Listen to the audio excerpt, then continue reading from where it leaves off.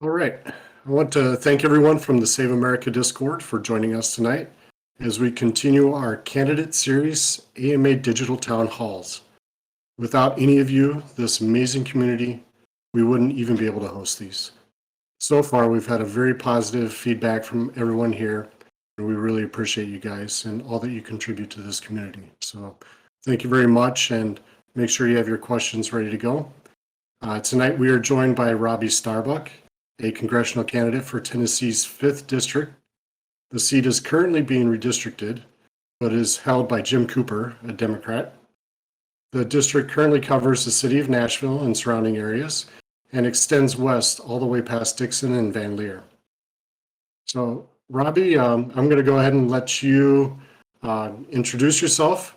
I have a big, long list of things that you can do or that you have accomplished so far and what you want to do, but I think it's best if we hear it from you. So I'm going to go ahead and hand it off. Welcome. Thank you. I appreciate it. So I guess I should start out just kind of giving a little bit of my backstory for those who don't know. My family came from Cuba, and I think that's why the fight against Marxism is just kind of embedded in my DNA.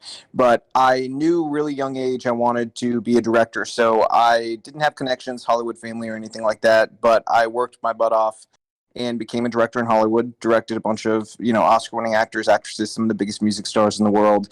And then I came out in 2015, endorsed Trump, which is just about the dumbest thing you can do in Hollywood. And but I knew what I was doing. I knew that it would just absolutely get me blacklisted, but it was the right thing to do because, my great grandpa, who was kind of my father figure, he told me, for a long time, many different times, that one of the great regrets Cubans had was not standing up when they had the chance, because a lot of them were afraid of losing friends or family or having their businesses targeted or whatever it was. And in the end, they lost it all anyways. And so that regret of not standing up, I wanted to ensure the 15, 20 years down the line, I didn't have that regret. So it was at that time, and with my wife's blessing, I went full force into political activism and was kind of unashamed to go all the way and fight for this country, because I believe it's worth fighting for. And if we don't save it, there's not anywhere else for us to go. So that was sort of the precipice of all of this. That's where this all started, and how we got here today, me running for Congress. Very nice. Would you say that endorsing Donald Trump lost you a lot of people who you thought were friends in Hollywood? Well, I'd say I was probably one of the rare ones in Hollywood that never really considered them friends in the first place. I kind of knew that everything in Hollywood was transactional. And, I think that helped a lot. I mean, even when I was up for awards, like video awards, like the VMA or MMVAs in Canada or whatever it is, I never went to the award shows, not once. I never took an award show invite because I felt like it was, honestly, I always thought it was this self-congratulatory waste of money that frankly could be spent on better things. And I thought it was kind of insulting to normal people. Like, the whole process I kind of found it very insulting to normal people. This idea that we should hold all these people up on a pedestal. I was never a fan of it. So in that, I guess I wasn't surprised when I'd say, there's one thing that surprised me, and it's that some people who our children were friends with each other and our kids had like grown up together, like ghosted us, totally disappeared off the face of the earth, would not respond. And it was entirely political, despite them knowing, that we were good people. It was the political thing was enough by itself. Just how dare you support this guy, that they did that. But, in the end, it's a blessing. I always tell people this. If you come out and they're like, oh, I'm afraid of losing friends, I'm like, they weren't your friends. If you lose friends, honestly, one of the most freeing things you can do is be totally honest about your political beliefs, because you'll find out very quickly who actually cares about you and who doesn't. Very well said.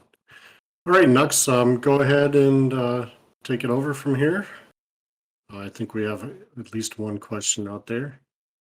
Everybody else, make sure you get your questions ready. Hi, thanks so And much, if you- Sublime. Go ahead. Go ahead. Okay. First, I just want to say, everyone, welcome, and Robby, welcome to you. Thanks again. We are going to go ahead and start taking some questions. So for everybody that's here, if you are a vetted user, then you can use the raise your hand function and we'll see that list. And as we get to you, we will invite you up and then you'll have to accept that invitation in order to join us on stage and be able to ask your question directly to Robby. If you're not a vetted user, then you will not be able to ask your question live, but you do have access to our lurker lounge and you can type a question in there. And if we have time, we will ask that on your behalf. So we're going to go ahead and get started. And first up is KMUX. So KMUX, I went ahead and invited you and you'll just need to accept that. All right, welcome, go for it. All right.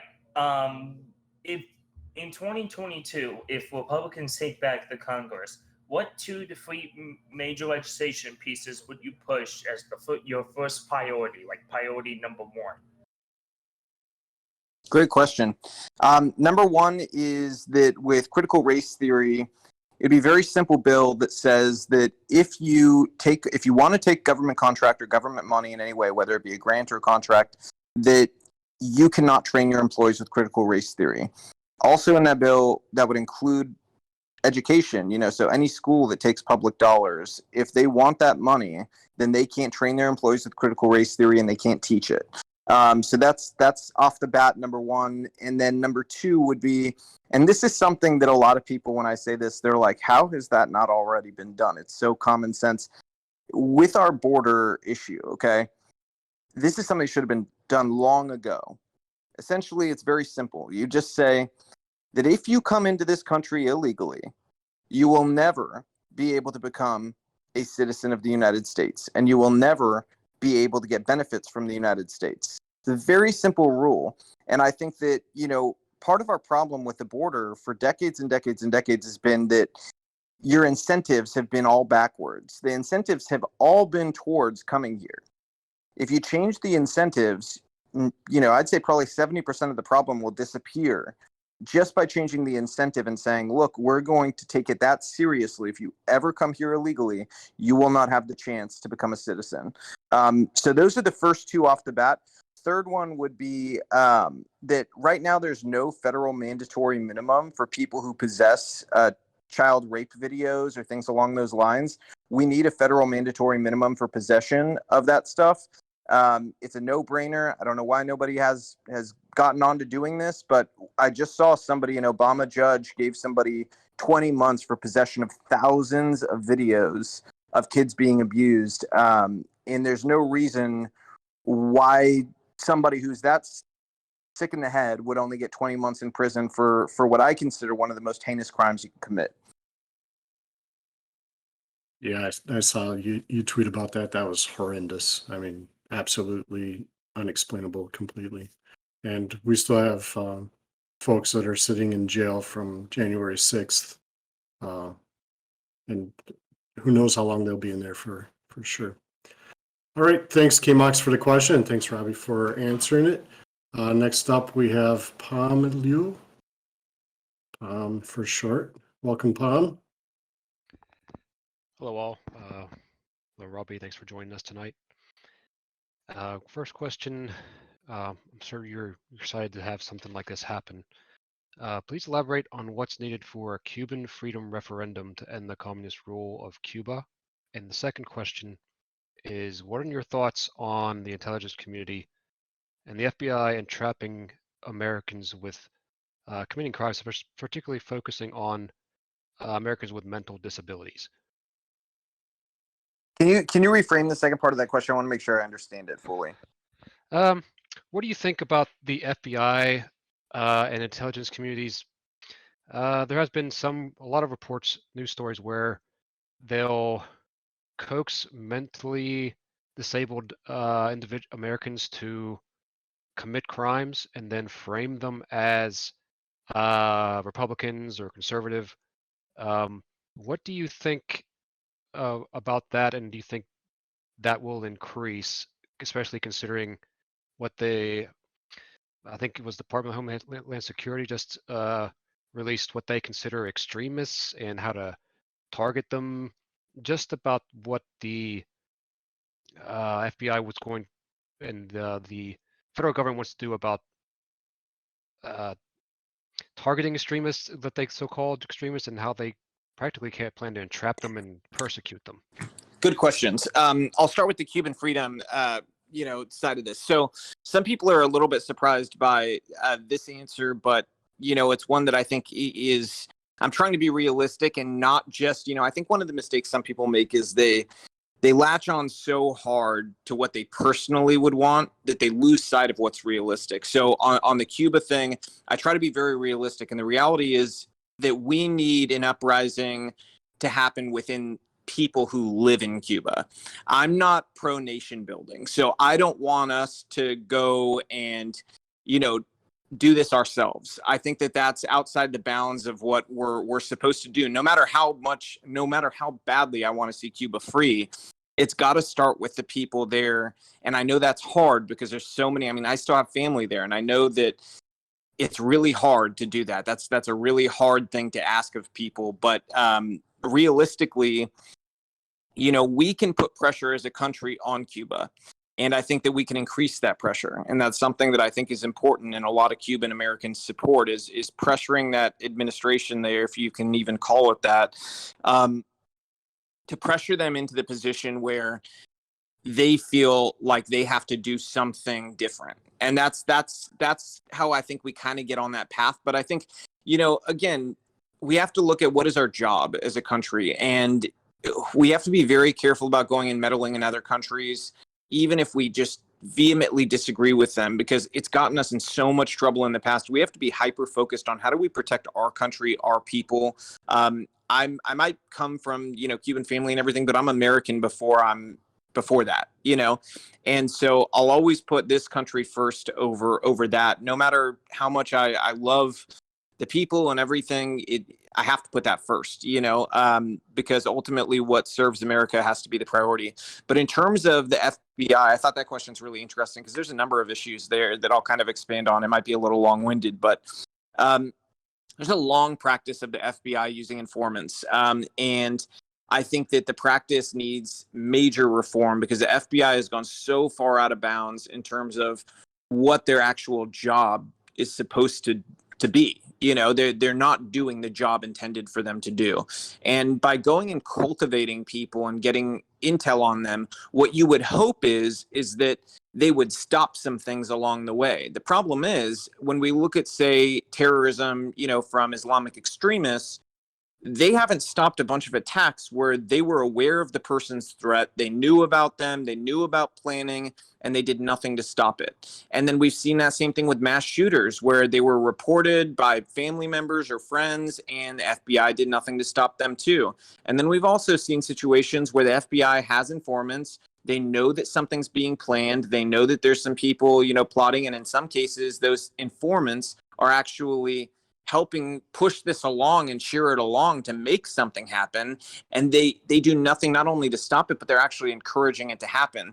And I think that's something Tucker Carlson has kind of pushed here on January 6th is we need to get to the bottom of if the FBI had people and how many and what were they doing. That's something that just, if you care about our country and it doesn't matter, party doesn't really matter in that equation, because if this was on the flip side, it's the same thing. We need to know what the FBI's involvement was, because if we have an intelligence, community that is sort of helping push along the vision, we have a major problem. And I think that's what we're seeing. I mean, just look at the CIA. We all saw the woke CIA videos. This is not the America that we can be. It's not the best we can be. In fact, it's close to, putting us on the path to the worst we can be. But so we need major reform there. My whole vision for the FBI is that we really need to start from scratch. Everything there. And I mean, same thing Trump said, and it's a difficult thing to do, but we have to do difficult things, and we have to start from scratch because they've done nothing to show us that they're worthy of trust. And I think this is something that across party lines, there is a major distrust of our institutions. And I think it's important to note that it goes both ways because it tells you how deep the problem is. And we all distrust them for different reasons. And so I do think that, in the coming years, that's going to become a major priority for people, is to say, hey, we need to start over on this stuff because this isn't working. One of the ways we can do this is that, I think a lot about one of the criticisms that, more of the swamp should have been gotten rid of, and I think really the answer to that is the big problem is they're all in DC pretty much, or all, close to DC. And what we really need to do is get them out of there. We need to break them up and put them in different parts of the country so that they're not all in this one place. And when we do that, we need to start over on hiring too. We're not just moving people who live in DC out there. We need to get people, like say we move one to Kansas, to a rural area of Kansas, say Department of Transportation, whatever it is. We move it out there. That's going to sort of start to break the swamp up. And I think we need to do that with our intelligence community too, is sort of start to break these things up so they're not all in a hub where they can be at each other's parties and rub elbows with each other and sort of get this weird incestuous sort of equation that we have now where a lot of bad things happen as a result of it. We need to sort of remove the corrupt elements by not having them be so easily in reach of one another. But, you said something about people who, are sort of have some sort of mental issue being exploited. And I think that's definitely something we have to look at. Another thing that I would note is just that every time I see the pictures of the Antifa people and watch videos of them talking, I'm reminded of The Dark Knight in the Batman movie, how the Joker used the mentally disabled people to commit his crimes. It honestly, it's hard for me to think these people were not recruited from somewhere because they seem like they are far less than the sharpest knife in the drawer, if you will. So I hope that answers your question. I think it answered it very well. Thanks a lot. Actually, you would fit right in with this community because the America First crowd is here. And speaking about Cuba, and the Cuban people have to want it themselves before anybody else can do it. And I think the problem with the U.S. in the past, and I think a lot of us here agree, and why we like Trump is that he didn't start any new wars. He wasn't nation building. So I appreciate that answer a lot. Exactly. Right. You're right. And it's a hard thing for me because, obviously personally, if I was just selfish, I'd be like, oh yeah, we need to do this. But the reality is like, we can't save everyone. And if we go down that path of saving one, because we say, oh, well, that's one that's really important to Robby. Well, there's one that's important to Becky and to Sue and to Tom too. And that's not a path that is healthy for our country to go down, and I know it's really tough because in Cuba, I know how hard it is for them to rise up because I've known of, very dear loved ones to friends and family who have died trying to be in opposition in Cuba. And so it's a really hard thing to do, but every country comes to a point where it can happen. And I think we just haven't reached that point yet. And we need to get there.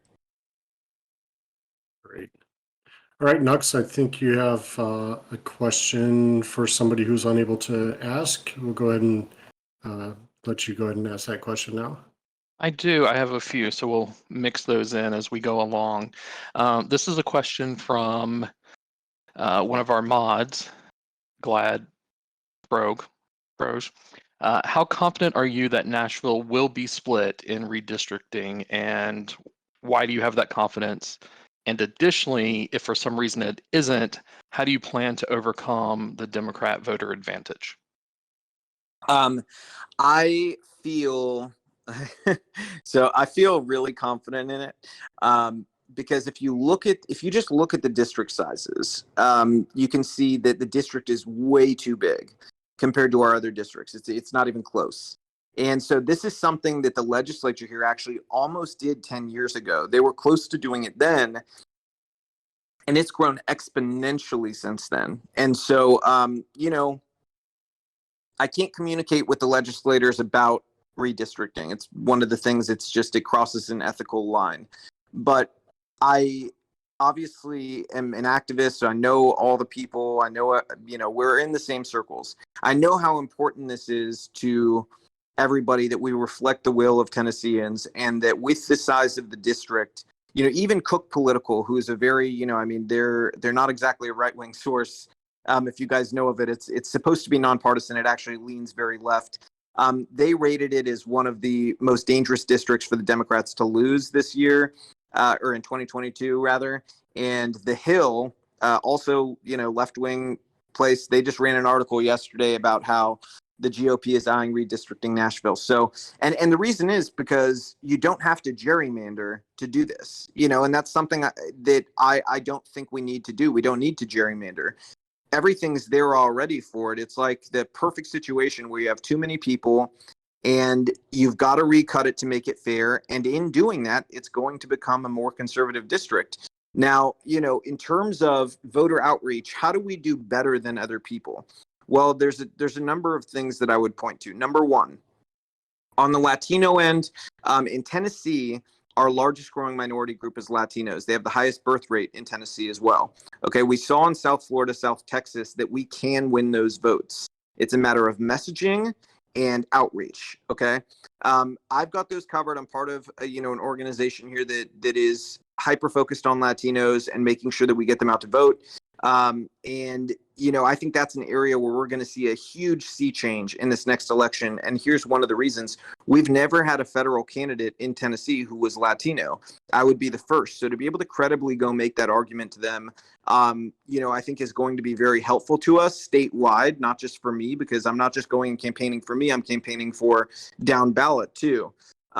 So that's one area where we're going to see a big increase versus previous races. The other thing is Jim Cooper's never really faced a serious candidate. In his 32 years, most of the candidates he's faced have been, very cookie cutter, middle of the road. I mean, there's not, I can't even remember their names, and I've looked at their races 100 times because there's nothing that like jumps out to you. It's like, hey, they were a great candidate and they got their butt kicked. It just didn't happen. In this last election, nobody even ended up running against him because the person who was supposed to dropped out very close to the election. So, it's one of those things. We have multiple areas of growth. Another one is with the youth. Okay. We've had a major issue with our disconnect with the youth. And I think that, there's a couple different reasons for it, but I would remind people that it wasn't that long ago. It was back when Bush was president, we were getting 44% of the youth vote. And I'm no fan of Bush, but that should tell us something, that with somebody like Bush, we were getting 44% of the youth vote. That means like this is a group that has been manipulated into voting for the left. I'm not saying we're going to get 40% of them to change their votes in this election, but we are going to get more than another candidate will. And part of that is infusing culture into the way we run this to make it fun and to do things that are unexpected. Do things like we have to make the campaign cool. It can't be boring. And we have a lot of plans for that. We're going to do a huge concert in September with nationally known artists, some of which have never come out as Republican and will be coming out for it. And I think that that's going to be something where we can engage a lot of younger people to feel like, hey, you know what? This is okay. This is all out in the open. These are big, people. This is okay. I can do this. Even if that shifts us just a few percentage points, the outreach we're going to make to the youth, it's going to make a difference in the race. And that's whether we redistrict or not. This is going to be a major wave election too. Just look at what happened down in Texas in McAllen. McAllen's a place where for 60 years they didn't have a Republican elected, and it's an 85% Latino community. They just elected a Republican mayor. And part of that is, I guess they felt like they understood the Latino who was running, who's Republican, and he's very Republican. But they understood him. He communicated. He was, going and listening, and he made the outreach, and he won. And it was, that's a big win for us. And we see that also in Texas, the special congressional race. Republicans outperformed by over 14%. So this is what we're looking at. The energy we're looking at going into 2022 is one where we expect our energy to be much higher than our opponents. So I think that no matter what happens, we're looking at a wave election, which gives us an opportunity to snag this seat, even if we didn't redistrict. But I feel very confident that we're redistricting because I don't think there's ever been a district that was this much larger than the other districts that has come up for redistricting that has not been redistricted rather. And so if you look at that, I think that I hope that answers your question. I think it did. So you mentioned in there making things fun. So I have a quick little question. Have you thought of using memers for your campaign? And Absolutely. will you have a meme contest Absolutely. in this server? I'm going to need What about having memologists. I'm going to need memologists of all backgrounds. who have graduated from every meme university possible to come and meme it up for us. No, but we're going to be fun. You know, I mean, like, I'm not 70 years old. I grew up on the internet. Like, you know, it's definitely one of those things, like, we're not going to, you know, stray away from that and pretend to be something we're not. You know, I think that's one of the things that people have actually really appreciated, is that I'm not faking things for anybody. You know, like, I did this big fundraiser / you know, meet people out in Knoxville recently, and it was great. We raised, you know, good money from there, and we met a lot of great people. One of the interesting things was somebody brought up my hair, and they were like, "You're gonna have to cut your hair." And I was like, how long have you had guys in perfect haircuts come to you and tell you they're going to do all these things, and then they stab you in the back the first chance they get? Would you rather have another fake person who cuts their hair for you the perfect way and comes in here with a polished speech that they give you, and they lie to you over and over and over again and disappoint you? How has that worked out electing those people? And beyond that, our founders had long hair. So would you tell our founders to cut their hair? And, you know, they actually ended up changing their opinion at the end of it. They were like, you know what? You're totally right. Didn't think about it. You're being real with people. And I think that's one of the things that is going to be a strength for us, is just, we're real. I'm not going to go out there and lie to people. I'm going to give them very, very clear sort of, this is what I believe. This is who I am. And if you believe in this, you know what you're getting. You're getting a warrior who's going to go there and not bend or break for anybody. There's nobody who's going to be able to tell me this is how you have to vote, Robby. There's nobody who's going to be able to do that. I'm going to do what's best for our district every single time, and what's best for our country every single time, no matter what. Doesn't matter if, you know, say McCarthy's mad at me or whoever. It doesn't matter. I'm going to do what's best for us every time.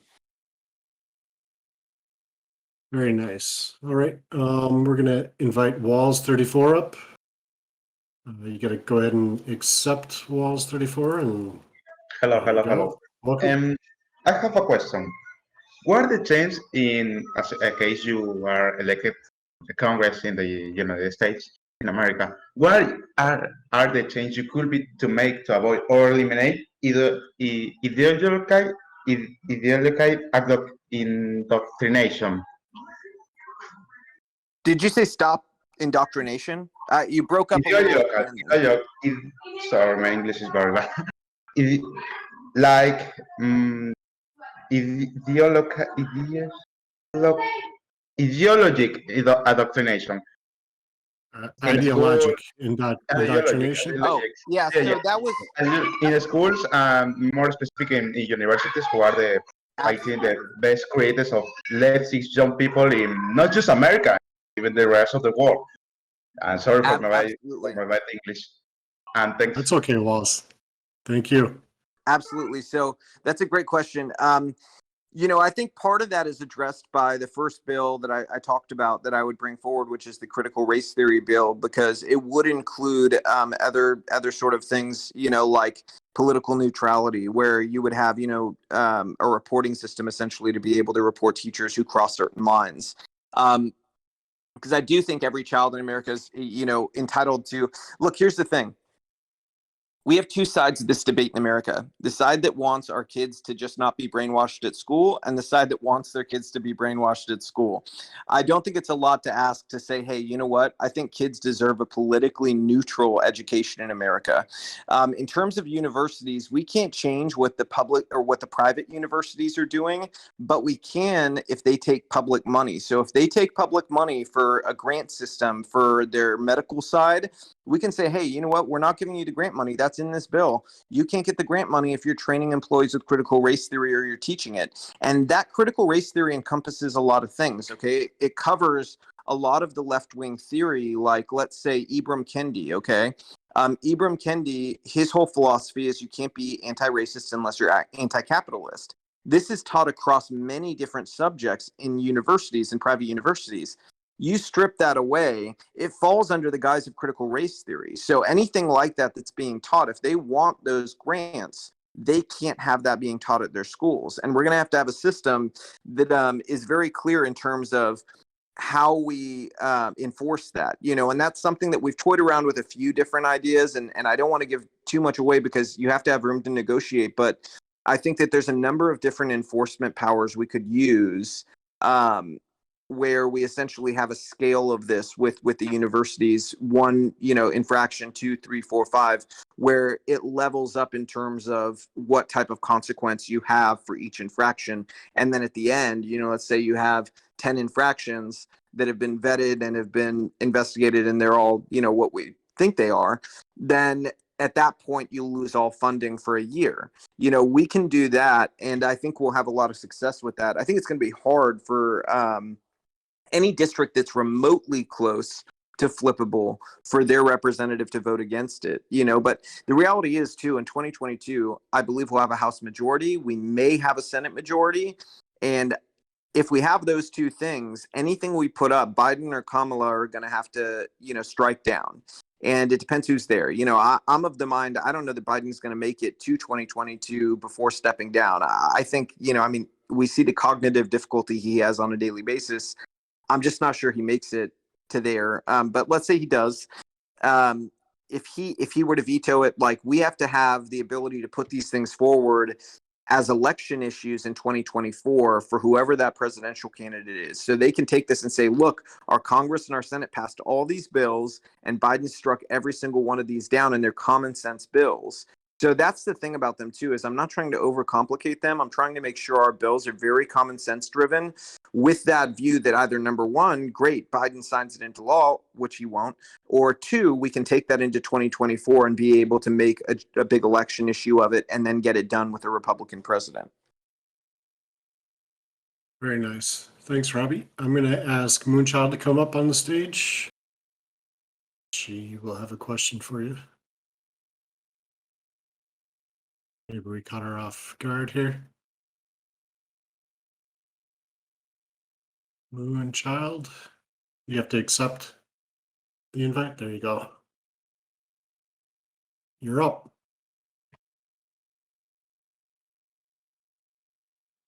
Hello, everybody. Hi, Moonchild. We can hear you. So glad. Thank you, by the way, Robby Starbuck. You actually are a breath of fresh air when it comes to some of the junk that's going on. I have so many questions. Yes. Sorry, go ahead, Robby. Oh, I just said I appreciate it. Thank you. I have a lot of questions. I'm going to try to limit them because I know that we don't have all night. So I've asked this question. I'm going to continue this question. A lot of people are looking towards 2022. Do you feel like there is anything looking back to 2020 that maybe, just maybe, with the audits that are going on, that there is a hope that something in terms of the audits might, come out, and that Trump could get back in August? That's a thought. So I don't think he's going to be back in August. No. And that's from, that's a very educated hypothesis, I guess, from having talked to a lot of people close to them. What I would say is that the audits are very important for a number of reasons. Now, could the audits lead somewhere down the line before 2022? Yes, it could lead somewhere. We have to see what the results of each one of the audits are. Realistically, all of the audits are not going to be done by August, regardless. I still don't understand where that date came from. I've heard people say it. It doesn't make any sense to me based on everything I know. But I would say this, the audits are very important because people don't trust our elections. I don't care which party doesn't trust our elections. Not trusting our elections is a major, major issue.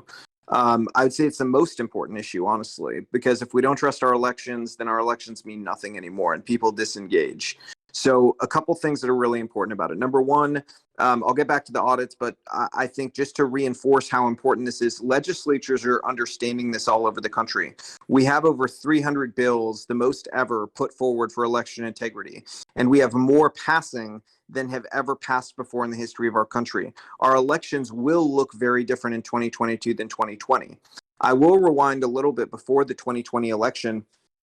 I actually did raise the alarm about our voting system, and that what we really needed to do to trust our elections was go to paper ballots and have voter ID. It's very simple. It's a tried and true system. I know some people don't like it because they want to modernize, but the reality is it's a trustworthy system and it has backup. There's backup for everything, and you have to be able to have that backup and prove everything. I think one of the struggles you're seeing in the audits now, let's say in Arizona, is that there's so many moving parts that it takes a long time to go through.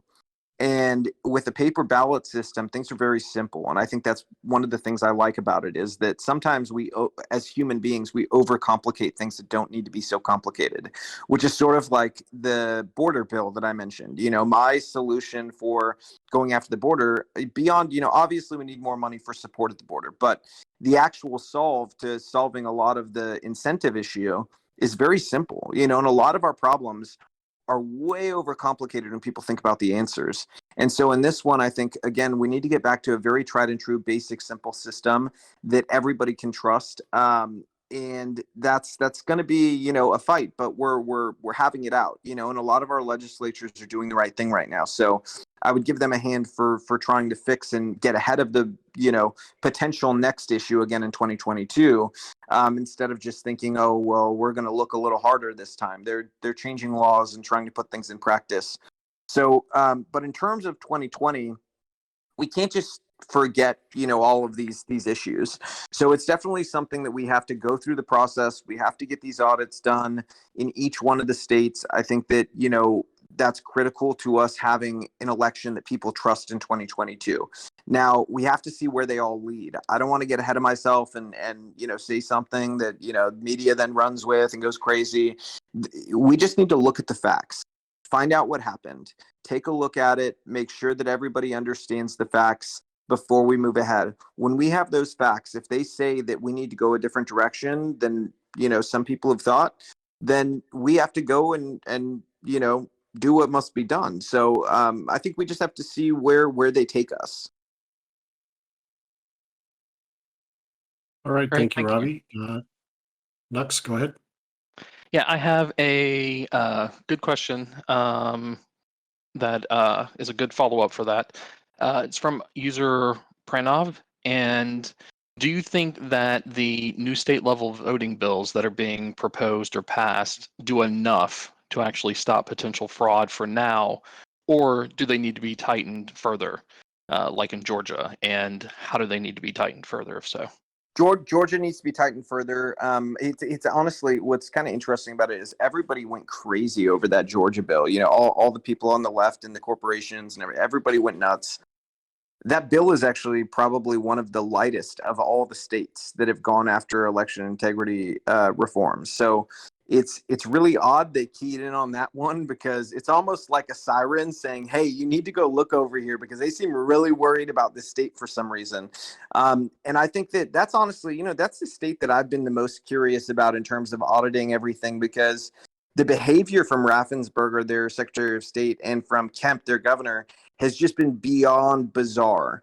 Nothing about it says like, hey, everything's all good here. Everything about their behavior says like, this is a fire alarm. There's something here. And so I think we have to go look at everything that happened in 2020 there and make sure that we know exactly what happened, because still things don't add up there. They had that water leak that they claimed happened that night. Do you remember this, where they said, oh, we had to stop counting because there's a big water leak in the county at where they were counting the votes? Well, it turned out there was no water leak. We find that out months later. There was never a water leak. Somebody made that up. And so we have to get to the bottom of everything that happened there and go through that the most meticulously of all the states, because I think Georgia's kind of a key that could unlock other things if we get to the bottom of what happened. But in terms of, reforms, I think, in terms of what I would want in a perfect world, I would want paper ballots. I want voter ID, and it's not voting month. It's not voting 2 weeks. It's supposed to be voting day. I think that, yes, we could maybe have an early weekend for people whose work schedules don't allow them to go vote that on voting day. But it's not voting month. We can't have, 14 different days for people to go vote. I think that it kind of subverts the system a little bit in terms of what it was intended to do. Again, in counting votes, I think that, we have to have a time on that. It can't be you count for a week. Nevada took like a week to count. It doesn't make sense. We need to have a system where even if we're paying for people to do this, we've got to make sure that votes are counted in a timely fashion so that people have the results on the following day. Nice. Appreciate that. And next we have Borkerman. He's going to be coming up to the stage to ask a question. I think you pointed out rightly, Robby, that Georgia definitely doesn't look kind of funky. 5 questions. Okay. So the first one is, I have the impression that some of the, MAGA guys in Congress have sort of defeatist tendencies. Like, they're MAGA, but when, they lose an election, they just, did what the French government did when Germany invaded. And my second question is, do you support austerity? My third is what makes you so sure we'll win in 2022? I mean, 2020 taught me that, we could get easily defeated even with fraud. My fourth question is, do you think that there should be a thing, do you think there should be a national holiday on election day just so everyone can go vote? My fifth question is, Hey, Bork. I think I- that's enough, my fifth Borkman. one. Thanks. Yeah. That was going a little fast. So I remember your last question. If there should be a national voting holiday, no. I don't think so. I think that, we have enough national holidays. This is something that's kind of driven me nuts for a long time. If we keep up at the pace we're going, every day of the year is going to end up being a national holiday at some point. I think that, I've never had an issue going to vote. I've had jobs my whole life. I think that, I talk to other people. You make the time to vote if it matters to you. It's about making time to go do it if you care about it. I don't think that's a radical thing to ask of people, is just make time to go vote. We're very blessed to live in a country where we get to vote. And I think that we need to, be cognizant of that, how lucky we are to be here and to live in a country where we can do that and have our voices heard. And I think that's why election integrity is so important, because the minute you tarnish that special, right, things start to fade really fast into a dark place. So I think that, people have got to make it a priority and care enough about it to do it. Yeah, and I'll summarize a couple of his other questions, Robby. Cool, He asked, what do you think the chances are that the Republicans will take the Congress in 2022? And also, what do you think about Republicans, how they're pretty much defeatists? And do you think that they will learn to change basically over time to stop being defeatists like the French were with the Germans? Okay, so let's start with 2022. In 2022, yes, I feel 100% confident we're going to win the House in 2022. Everything is in our favor in terms of winning the House 2022. Number one, redistricting. We're in control of the majority of places where you can actually flip seats.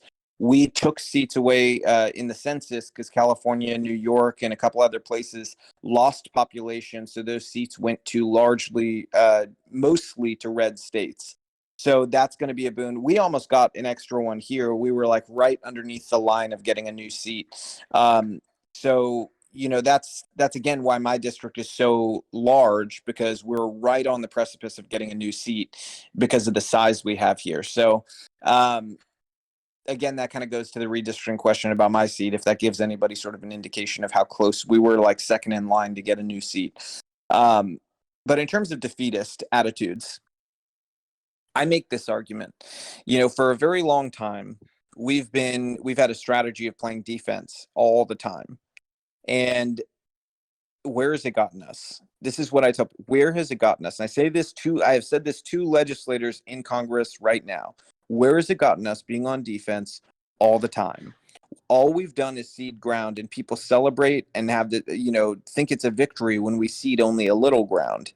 We need to be on offense all the time, because if we're on offense, then that's going to take us to places that, where our voters want to go. Being on offense matters a lot. And I think part of, my utility in Congress is that my background is in being able to reach people on different levels. If you think about being a director, you have to think through the psychology of how to reach an audience. And so I think one of the things is we have not had cohesive messaging in a very long time. One of the issues there and the reasons why is because we're all sort of primarily very individually focused people. Conservatives generally are. The left, they're collectivists. So they have a much easier time getting together and getting on the same page. I'm able to do that from my skills as a director, sort of like try to get everybody on the same page and have a cohesive strategy. And then again, how we message and market our party, our beliefs, and our policies. I always say this about Democrats. They have this practice of naming bills things that sound amazing, and then in the bill is totally rotten. Like they would write a bill that says, if you love puppies, vote yes. And then all the Republicans vote no, and they go out in the media and they're like, they all voted no on the if you love puppies, vote yes bill. And inside the bill, it was a bill to murder puppies. But nobody talks about it because the Republicans have no cohesive messaging to go out there and be like, hey, actually, the bill was to murder puppies. That's something that we have to fix. Number one, just on the end of like, we have to go after them, exposing what they're actually doing and how manipulative they are. Because one thing that especially, we talk about winning back the youth vote, what do young people hate more than realizing that somebody's trying to manipulate them? Okay. And we've never tried to make that argument to them on a national level from the party that, hey, these people are trying to manipulate you because they think you're stupid, and that's exactly what the left is doing with their messaging. And then on the flip side of that, we need to be a little bit smarter. What are our bills named? Ours are like the, Save America and Restoration Act. And it's like, that doesn't connect with people on an emotional level. And as much as, like you don't want to have to play those games, like you have to, this is part of the deal. And for some reason we've abdicated, the part of the job where you're supposed to actually sell why your policies are better. And so that's something that I think is going to be a big focus for me, is getting people on the same page, crafting a cohesive message, and making sure that people understand why our policies are better. Thanks so much Great, for thanks. that answer. That definitely, at least for me, and I'm sure others here as well, is really refreshing to hear as a community that was started on Reddit, is here, leverages social media, obviously a lot of memes. It's sometimes frustrating to see politicians not be able to craft a message that can actually connect with, 100%. Well, let me give the average American. Let me give you an example too. For some people have, in person asked like, hey, do you have an example of a cohesive message like that?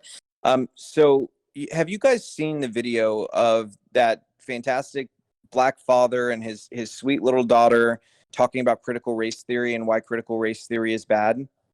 Oh, of course. Yep. Okay. So I found that video when it had like 1,000 views, and this is the type of, I've been talking to the guy for a long time, and I was like, dude, I'm gonna get this everywhere. I'm gonna make it go, and I made that thing go nuts. I think it has over 50 million views now collectively online. I booked him on Fox and Friends. I booked him on the Candace Owens show. He's been on every, like Glenn Beck and Dave Rubin show. I got him on there. I got him on basically every show on the right. And that video did more to make middle of the road people oppose critical race theory than giving an hour-long talk where we show the actual books and we expose everything that they're doing. And it's horrific stuff. It is much more effective to sell that 1-minute video of the dad and his daughter opposing it and giving a positive message that people connect with. That video, I got letters or, DMs and emails from all, like, you would not believe the number of messages I got from people. Some people who had pronouns in their bio, okay, who wrote and were like, I didn't know that critical race theory was something that so many people disliked.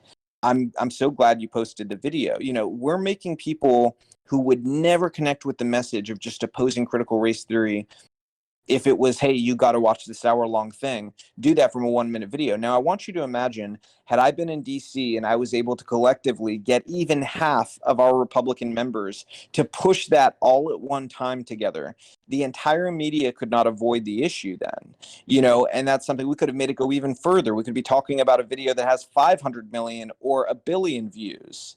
So I think that things like that and marketing like that along those lines is something that is going to help us so much when it comes to policy and getting people on our side who are in the middle.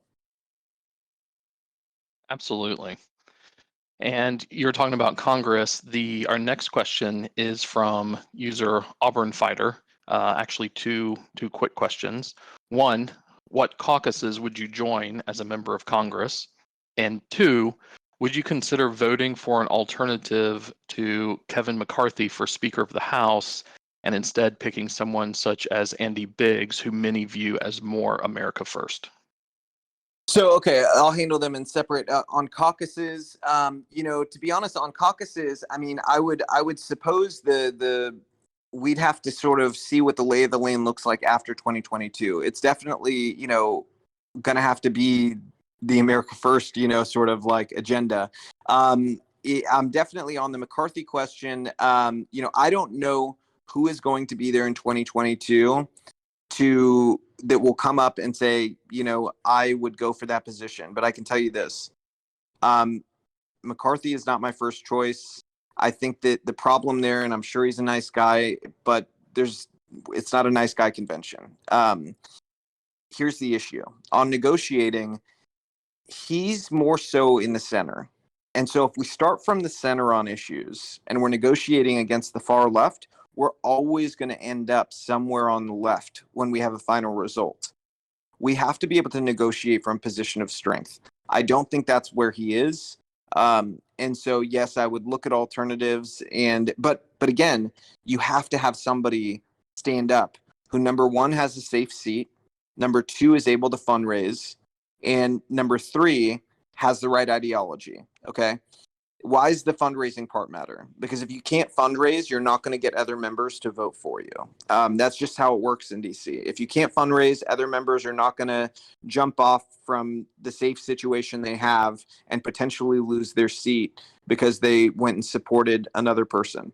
So fundraising is important. Having a safe seat is important because you have to have the time to go fundraise for the party as a whole and for other members. So I guess that's a certain strength that McCarthy has. He's killed it on fundraising and he's killed it on, having a seat that he's not getting beaten in. But we've got to also see what his redistricting looks like. There's a good chance his district, I don't know, in California, they're going to go through a process there. We'll see what it looks like. But I think, we're far ahead where I can say, oh, this person would be great or that person would be great, because we don't know what the lay of the land is realistically going to be there. But I can tell you where my values are, and my values are making sure we're negotiating from a position of strength and that we're putting our country first. Very nice. All right, I'm going to ask Soap Kitty back up, actually up for the first time. Palm, we'll get to you after we get the other guys on. All right, Soap Kitty, go ahead. Hello. Oh, this is great. Oh yeah, stars have aligned. Okay, so we were wondering, are you a fan at all of Scott Adams? Because yesterday, he said that critical race theory is LOA, losers are assholes. And then two, what do you think about Trump becoming Speaker of the House in 2022? Okay, cool. Scott Adams, I think he's a very interesting guy. I definitely have listened to some of his morning coffee things when Periscope was still alive. And, so he's always got interesting thoughts. Definitely, worth reading and sort of going through each thing. I mean, I wouldn't say I don't agree with anybody 100% of the time. That's not a knock on him. That's just sort of I think that's normal. None of us agree with everybody 100% of the time. I think that, you've got to have room there, but he's very interesting and he's got some good ideas. So I like him. In terms of Trump becoming speaker in 2022, I don't know that he is. I think he was joking in that interview. I don't know that he would want to, I think that would possibly hurt in terms of him running in 2024. I think that he's most powerful from the outside, using, you know, his sort of hammer to get things done. But, you know, obviously if it was something he wanted to do, he would have pretty universal support in the House from Republicans. Nice. All right. I'm going to go ahead and ask, well, Harry, if you can't, up there he goes. Well, I'm old, you know, I'm 66 years old. You guys got to cut me a little slack. No worries. Listen, welcome to Save America, Robby. And I think you're a brave man for calling the Marxists what they are. So I got a couple of questions. First, I've read that you own a farm, and I'd like to know what kind of farm it is. And second, how do you feel about the provision in the American Rescue Plan Act, which some people here may not know is a COVID relief farm loan program that provides 120% relief from the federal government for non-white farmers? I guess on all existing loans, the way I read that stupid thing. And it specifically excludes white farmers from that benefit. And if I'm reading correctly, the USDA plans to exclude white farmers from reapplying for government loans. So is it okay now in America to exclude an entire race from participating in government programs? And how does 120% relief work? Does the USDA forgive your loan and write you a check? So anyway, thanks for your thoughts. And Robby, you're a great American. Thank you. Appreciate it, Harry. So I'll go one by one here. I think the first question was about my farm. So I do have a farm property. We have not gotten animals on it yet. All of my neighbors have animals. I think the first thing we're probably going to do is chickens. We got a chicken coop. We're cleaning it out and everything. So we're sort of like early on in that process. We did our garden first, but I'll definitely be documenting that process online as it comes, because it's gonna be interesting. But next up on that bill, okay, or the American Rescue Act rather. It is an anti-white bill. I mean, it's clearly racist. It reminds me of South Africa. I think that there's no place in America for this. I think that if it was any other race being treated that way, there would be a national uproar. And I think that, you know, we have to, you know, if you really believe in discrimination laws, you really believe in everybody being equal, all of this lunacy from the left about race is very clearly in itself discriminatory. It's very clear that everything in critical race theory, all of it's predicated on blaming, you know, one group of people. Anytime you're blaming one group of people and you're wholesale saying you're born this, that, or the other because you were born with that skin, you're a racist. From birth, if you're saying that about somebody, that because you were born with that color skin, you're all of these things, you're a racist. It doesn't matter if the person's white, you're saying it about, black, whatever. That's not how we figure out who people are. You know what I mean? And so that's the thing that really bothers me about all this, is that it's like we're taking 30 steps back. You know, all of these people on the left, some of them are embracing segregation now. I mean, I never thought in my lifetime I would see the day where people were jumping on board for ideas that segregate people. You know, but that's what a lot of these people on the left are doing, is they're actually embracing these ideas about segregation and you know, treating one race as if every single one of them is bad. So, I mean, you won't find somebody who's more opposed to this type of discriminatory bill than me. It's pure discrimination. I'll fight it every step of the way. There's no excuse for it. There's no way the courts allow it to happen. I mean, if they do, then our judicial system is just worthless. But, you know, I still have a little bit of faith that we have enough people in our judicial system that there's no way this can fly, because it is so clearly in violation of so many different laws when it comes to discrimination and race hate, that it just, you know, I mean, it blows my mind that it even got to where it is right now. Great answers, Robby. Hey, real quick, I know we're coming up on an hour and a half mark. Are you able to take a few more questions? How long do you want to go? I'm good. And, you know, I was Okay. going to too, this is something that I didn't explain as fully on the fundraising thing. So I've had a number of people ask me, why, does the fundraising stuff matter so much? Because it's come up quite a few times recently. And the reason is that this is where I guess it's one of the things that it's a disconnect some people have, because I guess the idea of giving money to a politician kind of feels like you're robbing yourself in some ways.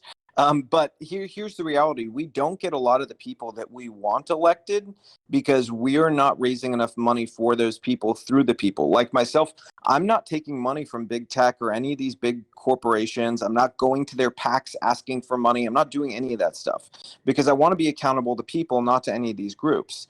So it's easier for me because I have sort of I have a national platform already, but for a lot of other really good candidates, it's really hard. But for all of us, like, we need the support of the people to sort of galvanize a fundraising base that is able to beat the establishment. If we can't, and it's not that we need to outraise them, it's that we need to raise enough to have the tools and the grassroots energy to overcome the establishment. So that's something that I would say people need to be sort of cognizant of in all of these races coming up in 2022. Don't let the establishment outraise us, outwork us in any way, because that's what they want us to not want to give money. Because if that's the case, then some establishment rhino can run and get, money from Pfizer, money from Facebook, and money from whoever, and they're going to stab us in the back at every turn.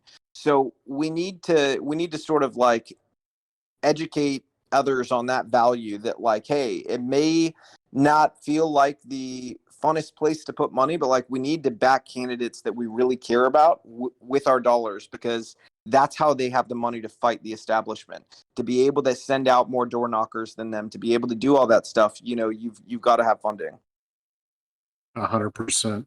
Hey, Robby, with that being said, and I know that I'm going to be donating to you right after this is done, but what are your thoughts on potentially introducing a bill that would limit fundraising only to the constituents, including businesses, that are contained within the areas that you would potentially represent, like kind of a voter?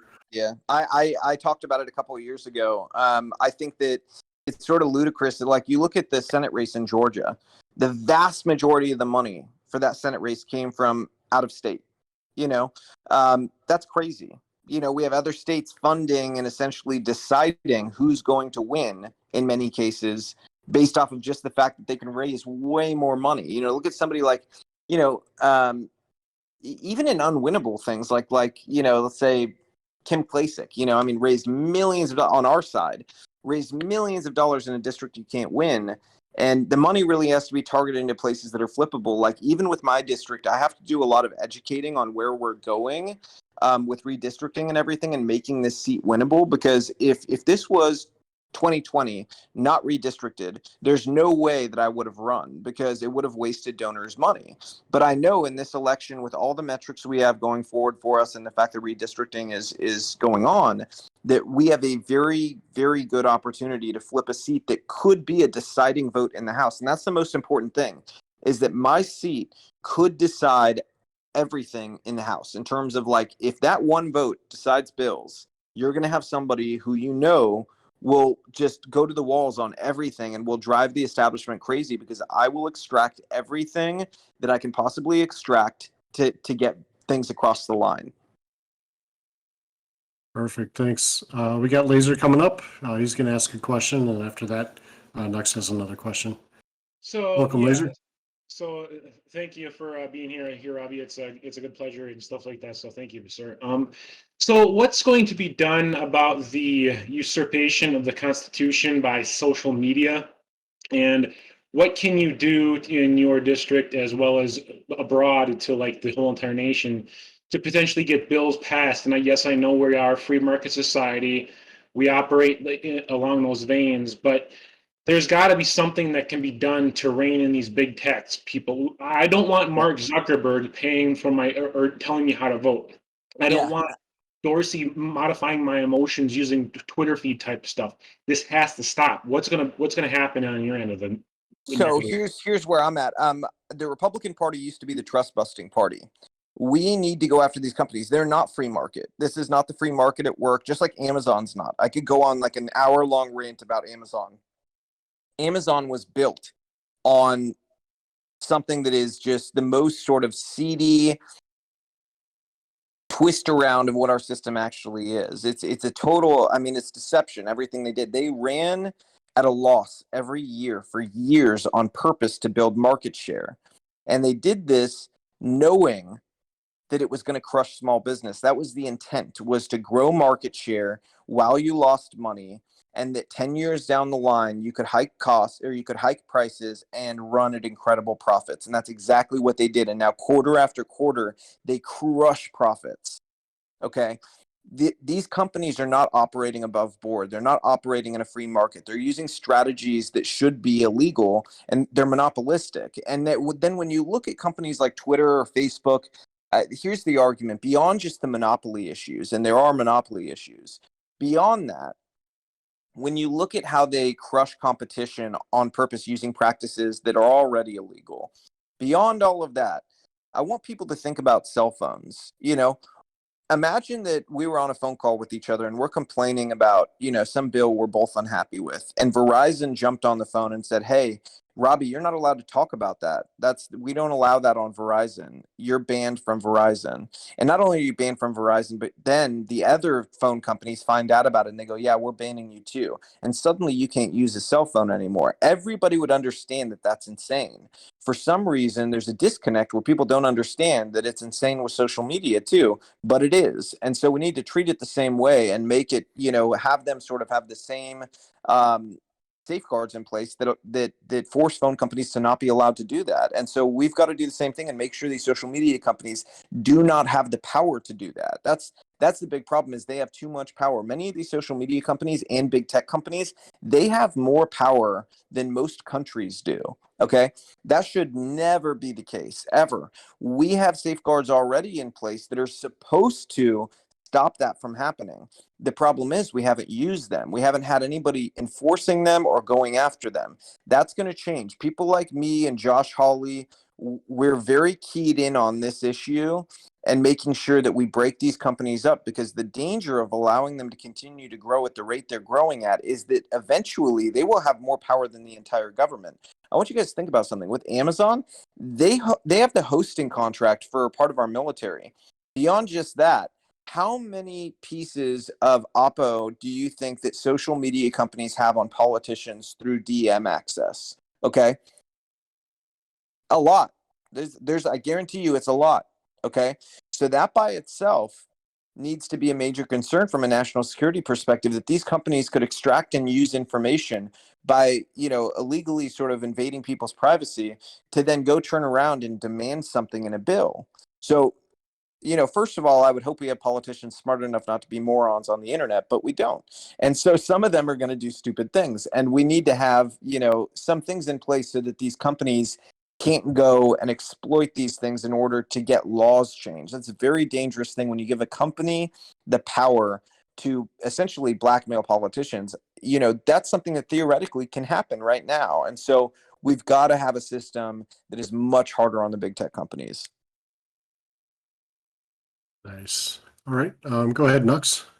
Yeah, thanks so much. And we have a question from Dankled, one of our mods, which is a great follow-up to what you were just talking about, and can expand on a little bit, is many think not only our government, but also big business poses major threats to our rights and freedoms, while also pushing policies that hurt the middle class, disadvantage American workers, particularly in the face of cheap foreign slave labor in China and India.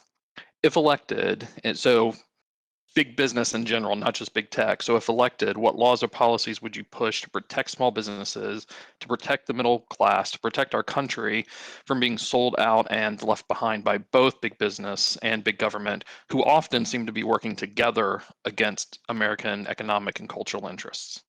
So there's a myriad of issues here, so I can't really name all of them, but I'm going to key in on one that's really important, because if we go through all of them, we'll be here for 2 hours.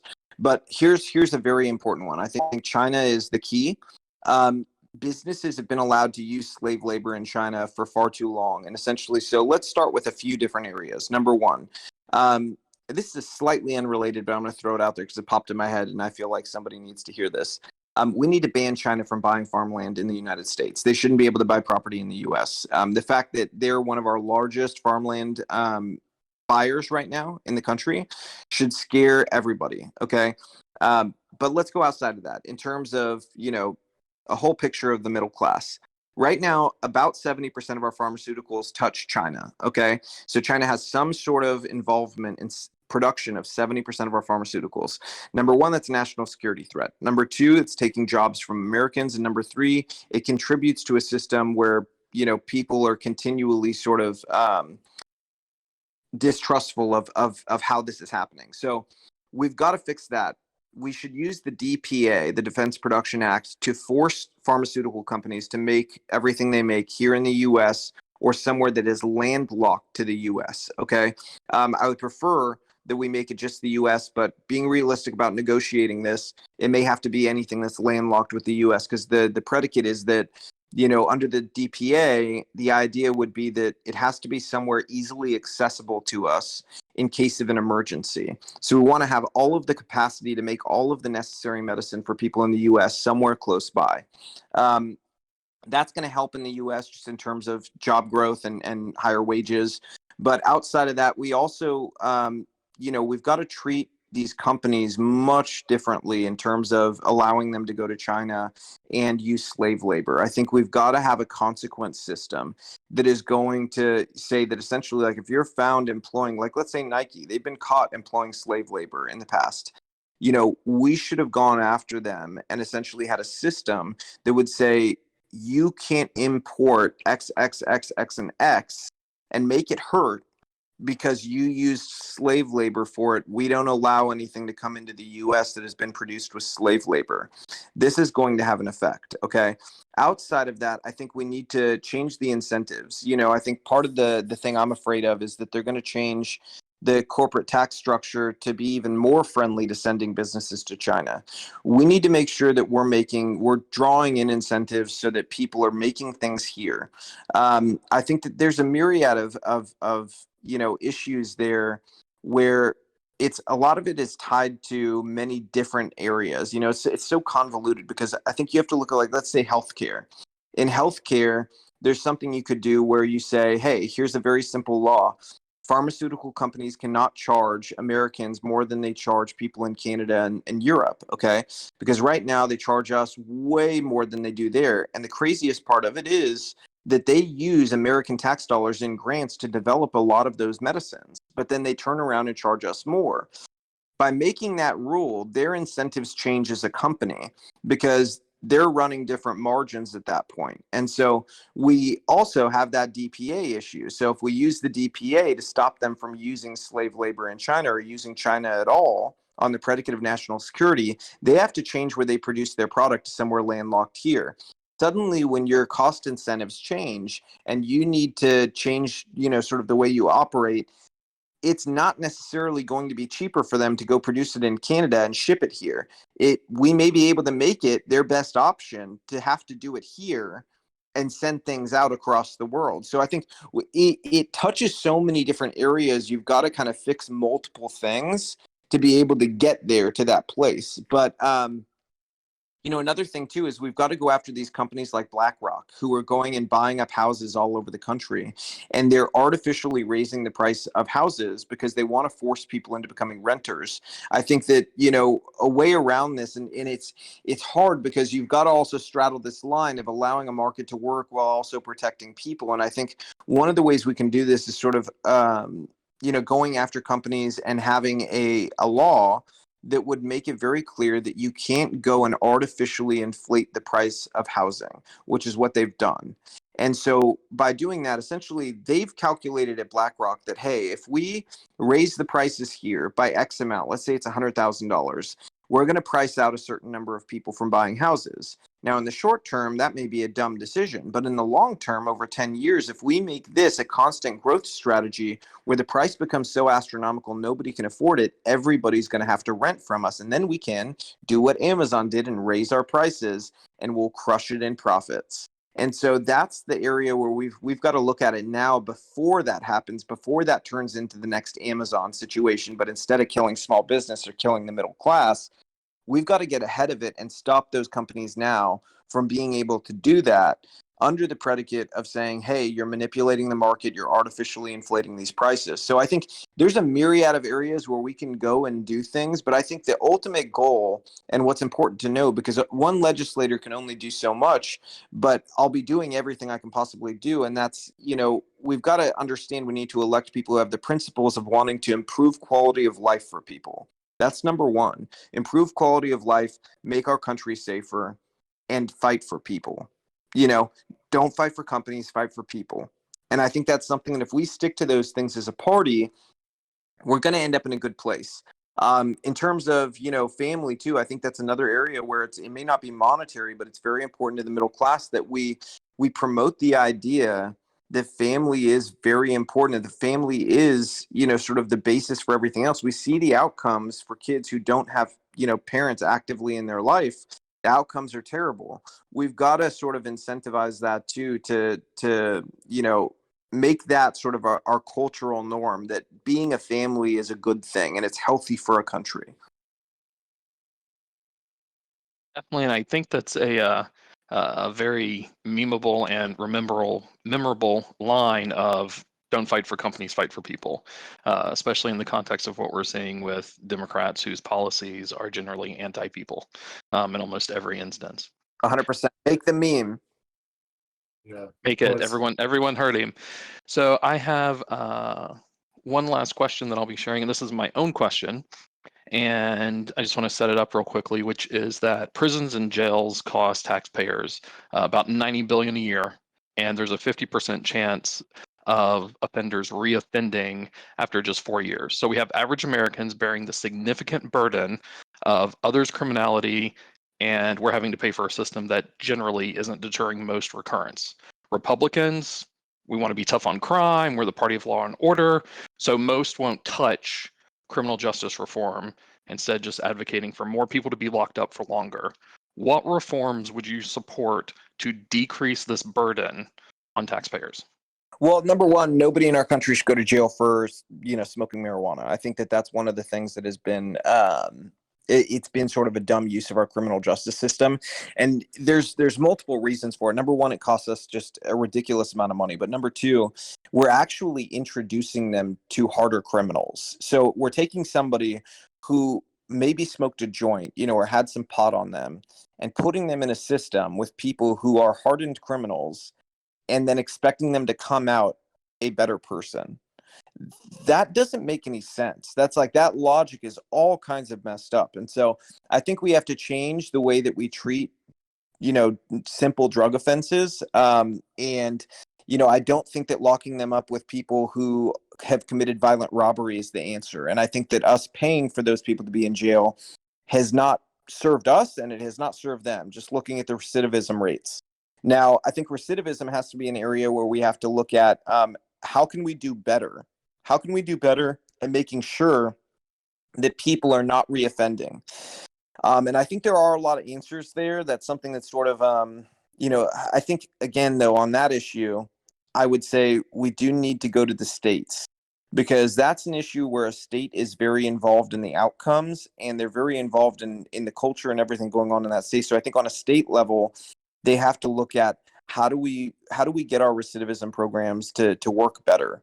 And that's going to be different in every state. In some states, it's going to include teaching skills and trade school and technical school. There's a lot of different things you can do there. But I do think that, yes, we need to lower the burden of those costs. And I think part of that is making sure we're not throwing people in jail for dumb stuff. Let's say somebody who's addicted to meth. Okay.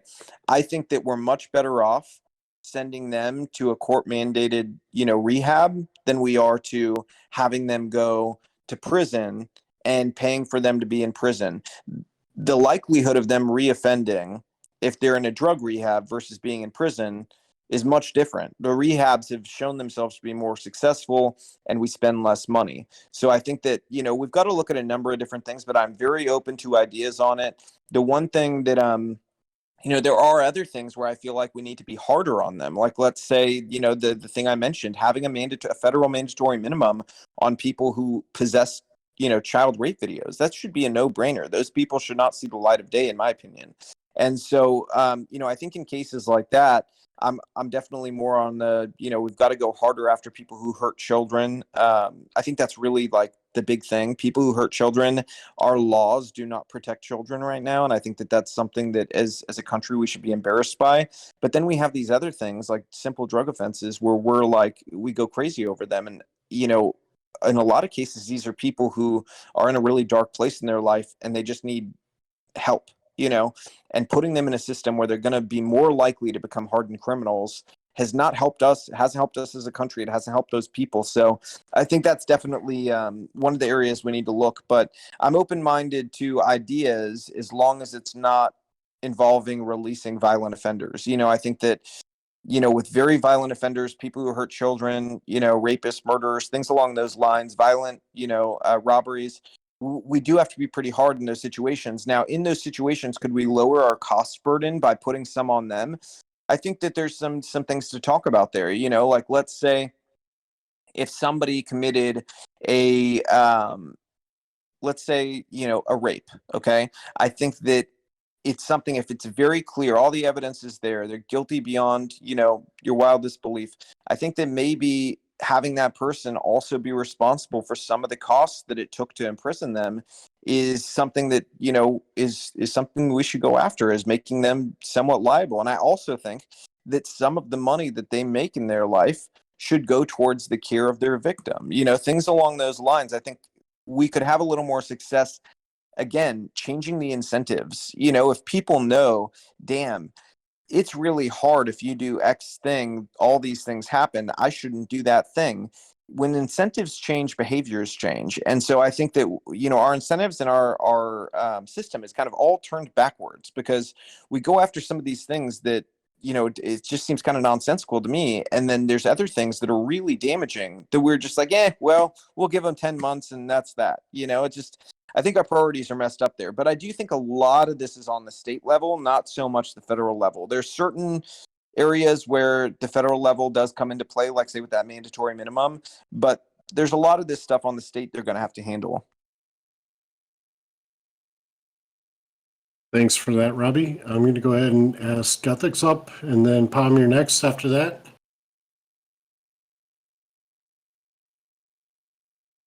Ethics.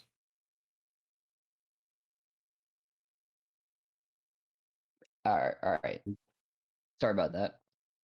No worries. All right. My question to you, Robby, is moving forward, how are you going to use your background with Hollywood and directorship to,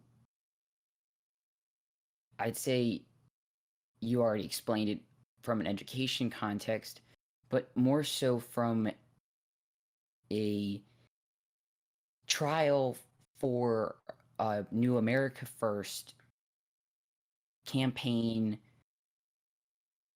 advertising perspective, especially with your district? It seems like a very unique opportunity, like you were saying earlier, to trial something that we can at least look at implementing nationwide. Absolutely. So how would you feel about that? Absolutely. So I think what you're going to see from us is you're going to see more video content than you've seen from any campaign. That's number one, because it's a strength of ours. I can produce it very easily compared to your normal campaign gets ripped off by consultants, and they make one video for the price of what we can make, 10, 15, 20 videos for. So that's something that, we're going to be very video heavy, and we're definitely going to lean into things that other candidates don't do. I mean, I think you could see that in each one of our videos, we have target audiences, and sort of the risk when you go after target audiences is that you may alienate another one. So there's sort of this social science you have to go through as you make them, and make sure that you're on a line where you're not alienating anybody by completely out of the picture, but that you're pulling in people with each one so that people connect with you on individual levels. Another thing that we're going to do that I think is really important is we really have like a great strategy to go micro target, so that our messages are going to be catered to the community we're going to. So I'm not just going to have one, door hanger. There's not going to be one door hanger that says Robby believes in this, this, this, and this. It's going to be targeted to the community because every community area within the district has different needs. Like over in Cheatham, we have a serious opioid problem. So there's going to be different messaging there than there's going to be in a part of Nashville where it's very upscale and I'm talking to a very different audience that, maybe we don't have the opioid issue there. So we're definitely going to micro target and not make a super broad message. There's going to be very specific messaging, to specific audiences. But in terms of the video stuff, I do think that, people see it as we roll out more videos, but we're doing unique things, and we're not giving sort of the old cookie cutter ads where it's like, I've got a gun, I'll protect your right to own a gun, and I believe in freedom, vote for me. It's not going to be like that. We're having fun with it. We're going to be very creative with it, and I do hope it's something that we can replicate in the future for other candidates because, I do think, this is just, I don't know everybody's religious belief here. And I try not to bring religion into politics too much, but I'm Christian. I'm very unashamed of that. I'm very, proud of my faith and everything. And so I think that between you guys and me, just being perfectly honest, like this whole time I've felt like God pushed me to run for this seat. And some people thought it was crazy. Nobody knew that it was going to end up the way it did with the census, that we were going to be so looking at a path where redistricting would happen. But God just kept pushing me towards doing this. And it ultimately was one of those things where I felt like we have a chance here to do something that if we pull it off, number one, pulling off a win like this in a seat like this ultimately automatically gives you a certain type of leverage in the party, and also sort of a voice for where the future is going to go as a party if you can win a seat like this. And so I feel like it's important risk versus reward scenario where we pull this off. The reward is that, we essentially then have our own AOC in our party. And we don't have that right now. I mean, we really don't. We don't have somebody. She has the gravitas of like being able to say, I am the future of the Democratic Party. And she can say that. And we all know that she is the future of their party. That's the direction they've chosen to go. We have not yet had that person pull off a win that was so surprising to people that we could point to them and be like, hey, that's the future for us. And so we're trying things that consultants would say, don't do that. That's not what you do. Because consultants, honestly, in large part to me seem like a kind of a racket. I think that, you've got to follow your heart and do what you think is the right thing. And so for us, that's going to be leaning into all of those skills I've developed in my life and using that, leaning into it, being creative in messaging in a very different way than they have in the past. That was an amazing answer, Robby. Thanks a lot. Pam, we're going to ask you to come back up for one more question. And then after you're done, Robby, if you could tell us where we can donate to, how we can help you, where we can send you memes. I know you're already in our server, but if you want to use us as much as possible, feel free to do so as much as you want to. So, all right, Pam, go ahead. Hey, Robby, thanks again for taking my question. Thanks for hanging with us. I like that saying, don't fight for corporations, fight for people. I think Nux or you might have mentioned that, but just a quick question on where you go for your information online, and how do we tell people to, in the minimal way possible, be informed but not be so consumed with politics? Good questions. Number one, in terms of information consumption, I'm one of those people, I consume it from everywhere, and I mean everywhere. I think it's important to know what the other side is talking. I feel like, this is my job now. So I have to be the most well-researched that I could possibly be. And I have to know what arguments they're making so that we can prepare our strategies to sort of cohesively have a policy answer to the same question they're answering, but that's better, and then to have an offensive message behind it.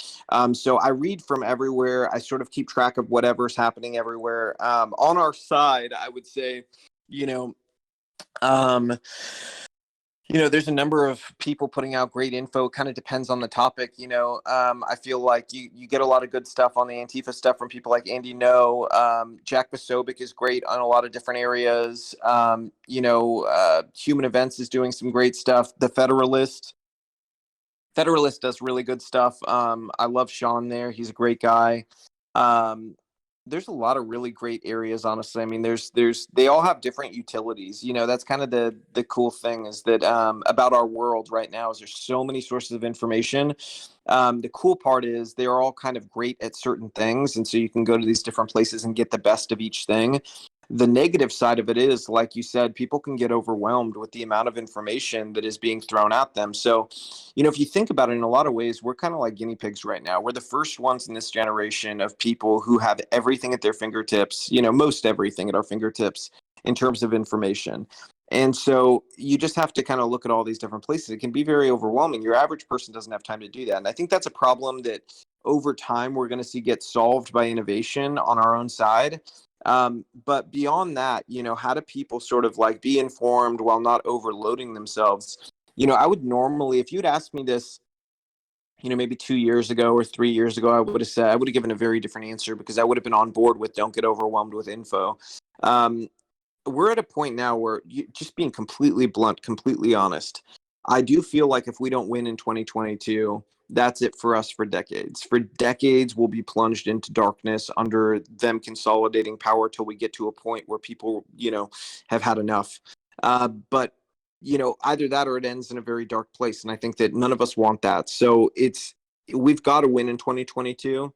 And to do that, we do have to know what's going on. And so sometimes it might be overwhelming. And my suggestion is actually to take in all the information that you can. And if you do feel like you're getting overwhelmed, disengage for a day or two and come back to it. I think that's a better strategy at this point in time. It's sort of like, you've got to immerse yourself to the point where, yes, if you need a break, take a break, but come back, because this is a battle for the future of our country. There's nothing more important than that for the next, 2 years to me than us winning 2022. And then afterwards, going through that fight to implement safeguards essentially to stop the Biden administration and all these people from doing all this crazy stuff. So I think that, it's sort of a multi-pronged answer, because I'd love to be able to tell you, hey, only spend this much time a day. It's healthier for you. I mean, honestly, we're at this point where it's kind of like, I'm not as concerned with myself getting overloaded or tired as I am with losing my country, and I think, I've had a bunch of people come up to me and be like, thank you so much for you're doing such a sacrifice. This is not a sacrifice. People have they gave their lives for much less than this situation we find ourselves in. So sort of the ask to me as a candidate to leave it all on the table, do everything. That seems like a small ask in comparison, and on the flip side of that, for people who really care and want to, save this country, I feel like, again, there's times in history where we're asked to do hard things. And this is one of those times where you've got to be willing to be tired out by everything and still stay in the game and fight, because this country needs us. We need to outwork and outthink the other side. And ultimately, at the end of all of this, what's sort of interesting is that we want life to be great for everybody in our country. I'm not out there to go punish normal people who don't vote for me. I still want their life to be better too, because they have kids, and I want their kids to grow up in a world where they're free and they have opportunity to be different than their parents are, And so I think that at the end of the day, we have to remind ourselves that, for so long, people have failed us and have gone to DC and they've operated as if we don't have the moral high ground in anything. The reality is we have the moral high ground on every issue, and we don't act like it. And so I think one of the biggest solves long term to us being able to kind of relax at some point is electing people who are ideologically driven and who will not be those people who disappoint us. I think that that's really, and that's a, that's not a 6 months answer. That's a, this is going to take time, but we've got to get to that place.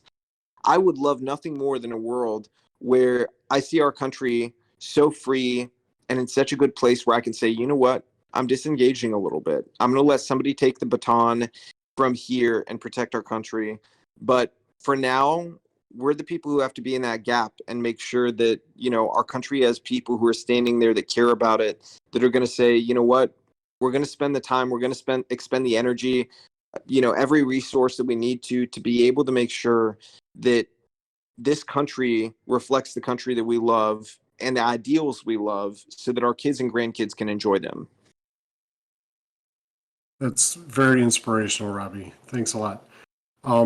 Where can we donate to you if we want to donate? Go ahead and tell us that.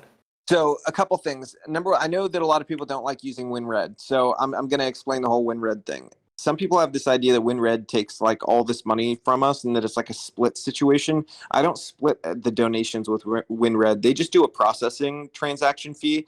And they actually give us a ton of tools on the back end that we get to use that help us a lot in terms of organizing everything and making sure that we're FEC compliant and all that stuff. And the FEC stuff is very convoluted. So it's actually kind of a big deal for candidates to make sure you have that all in order. So one of the ways to do it is on starbuck2022.com. You click the donate button and then click one of the $ things. Those all click through to the donate page where you're able to enter in your information. But there's also on that same donate page instructions. If you don't want to give it through WinRed and you're very distrustful of that system and you just don't want to do it that way, you can write a check and mail it. You just have to make sure if you're doing it that way that you follow the instructions, because I do have to, when we put in our FEC reports, we have to say whether you're retired or you're a welder or whatever it is. It's one of the FEC rules we have to do. We have to write down that info for the FEC. So, and I think that's just to make sure that you don't get foreign donations, and stuff like that. So those are the two ways for now. We're trying to figure out with our lawyer and our FEC compliance person if we're allowed to do a crypto option. We have not gotten an answer on that yet from them. FEC, I know there's a couple candidates who have started doing it, but it's not something that the FEC has okayed yet. And I don't want us to end up in a position where we're winning and this becomes a legal issue down the line for us that obstructs the rest of the things we want to do.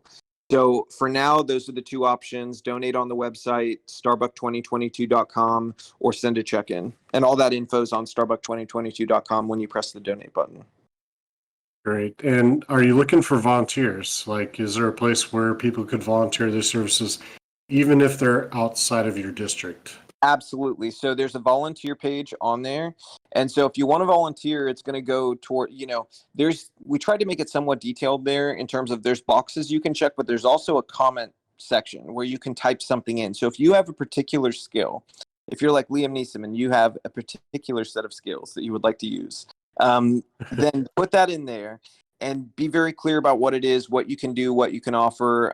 It doesn't matter how outside the box it is. We're very open to ideas. That's one of the things that, I'm not running the campaign like a traditional campaign. I'm running it more like I ran my production company, which is to say we always had creative meetings where everybody was able to throw out ideas and there was no bad ideas. It's just ideas are sort of like the foundation of wealth, in my opinion. You find diamonds within them. So anything there you submit, I read all of those myself. They all go get passed through me once a week. So I read through all of it and try to sort of be the general saying, okay, this fits there, that fits there, that fits there. So definitely, if you're interested in volunteering, that's huge. Even if it's phone banking is actually much more important than people realize.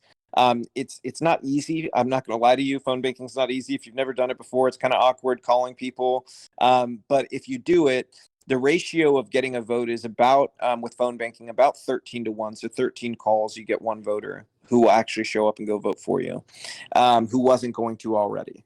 And so that's something that it is helpful. It does really help increase turnout. And so that's an area, door knocking and phone calling. We're going to knock on more doors than any candidate ever has before in this district, Democrats included. And we're going to make more phone calls. So any volunteering you can do on that level is amazing. Great. All right. Well, I want to thank you, Robby, for joining us tonight and giving us some of your very valuable time. I also want to thank Knox for joining me on stage and helping to run things, and especially Damien for helping to set this up. Damien's pretty awesome as a mod.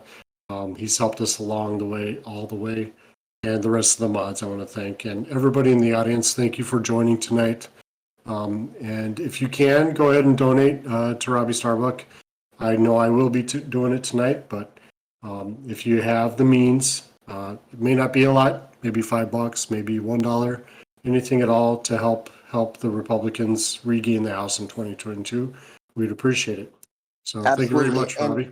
I want to thank you guys too. You guys are great mods, and thank Damien for setting this up, and all of you guys for spending your night here, doing this, because if you're here, you care about this country. Even if you can't make a donation, if you're in a tough spot, you're between jobs or whatever it is, totally get that. If you're in that position, sign up to do some phone calls if you're able to. I appreciate that too. But the fact you're here shows you're some of the people who really care, and so I appreciate you guys being here.